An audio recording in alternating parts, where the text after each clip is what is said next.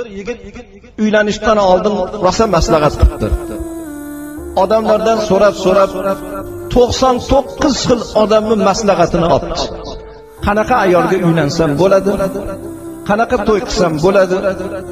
Hech kimdan bir jo'yali gap chiqmagandan keyin o'zlariga o'zlari ahd qildilarki, ertalab tong otsa ko'chaga chiqaman. Qaysi bir odam birinchi bo'lib ko'zimga ko'rinsa, o'sha odamning maslahatini olaman, shuni gapi gap. Nimasa o'sha maslahatga ko'nib uylanaman.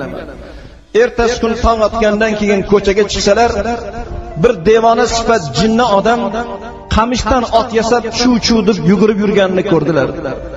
Hayron bo'ldilarki, endi bu jinni bir devona odam bo'lsa, lekin men o'zimga o'zim ahd qildimki, kim menga birinchi uchrashsa, shu birinchi uchragan odamning gapi bilan men uylanaman deb Allohning oldida qasam ichganman. Endi nima bo'lsa ham bo'ldi, shu devona bo'lsa ham bunda bir hikmat ko'rib turibman. Huzuriga bordilar. Qoch otim teformasin degan gapni gapirgandan keyin to'xta birodar. Meni bir maslahatim bor. Men umr savdosi, hayotga, mustaqil hayotga qadam qo'ymoqchiman. 99 xil odamning gapini oldim. Hech qaysidan bir jo'yali gap topolmadim. Uylanmoqchiman. Qanaqa ayolga uylansam bo'ladi? Shunda haligi devona sifat odam ayollarni birodar toifasi ko'p. Birinchi toifa ayolga uylansang bu foydali.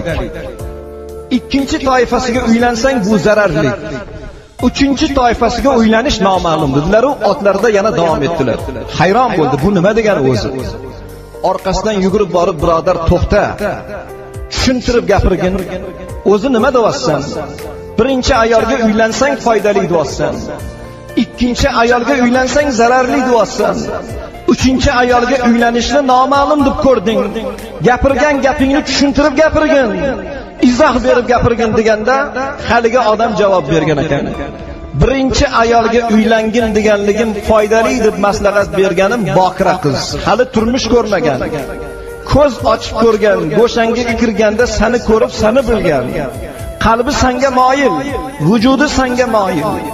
Nima desang o'shanga ko'nib, birinchi nikoh kechasida seni bilgan, seni ko'rgan, boshqa bir turmush ko'rmagan bokira qiz seni foydang. Ya'ni bu hali turmush ko'rmagan. Ikkinchisi zararing deganligim, turmush ko'rib, eri o'lib, tul qolgan ayolga uylanish bu zararliging yo foydang. Zararli bo'ladigan holat, agar oldingi eridan yaxshi bir xulq egasi bo'lsang, seni turmushingga ko'nib ketadi.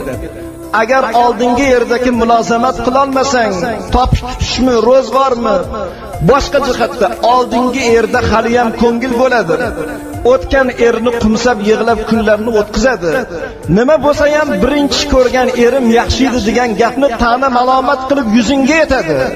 Keyingi turmush kiyimga solingan yamoq bilan barobar bo'ladi degan gapni yuzingga yetmasligi uchun agar yaxshi bo'lsang, xulqing afzal bo'lsa, oldingi yerdan sen g'olib bo'ladigan bo'lsang, ustunlik qilsang, bu seni foydang. Bo'lmasam seni zararing. Uchinchi ayolni uylanishing noma'lum deganligim, turmush ko'rganu lekin bola tug'magan. Tekkandan keyin bola tug'ishi noma'lum yoki ma'lum. Tug'sa seni foydang, tug'masa zararing. Mana shu narsani senga maslahat qildim. U yog'ini o'zing o'ylab ko'rgin deb yana yo'llarda davom etdi. Qarasaki, devona odam emas, jinni odamdan bunaqa gap chiqmaydi. Orqalardan quvib borib, "Sen jinniga o'xshamaysan, birodar. Bergan maslahating juda bir foydali gapga o'xshab qoldi. Nima deganing bu?" deganlardan men o'zim jinni emasman. Men bir katta shaharga qozi bo'lmoqchiligimda odamlar saylamoqchi bo'lishdi.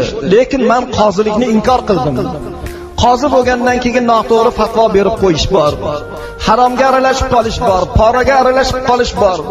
Qiyomatda hisobi og'ir bo'ladi deb odamlar majbur qilgandan keyin o'zimni jinniga solib devona sifat bo'lib ko'chaga chiqib ketdim. Mana shu maslahatni senga berdim. Agar shunga ko'nsang, qalbingni amriga qarab ish tutavergin degan gapni gapirib, yo'llarda davom etib ketdilar. Ana shu narsa muhtaram birodarlar, uylanishdan oldin uylanmoqchi bo'lgan har bir yigitga oldiga maqsad qilib qo'ygan insonlarni o'ylab ko'rishiga bir imkoniyat bo'lsin deydi.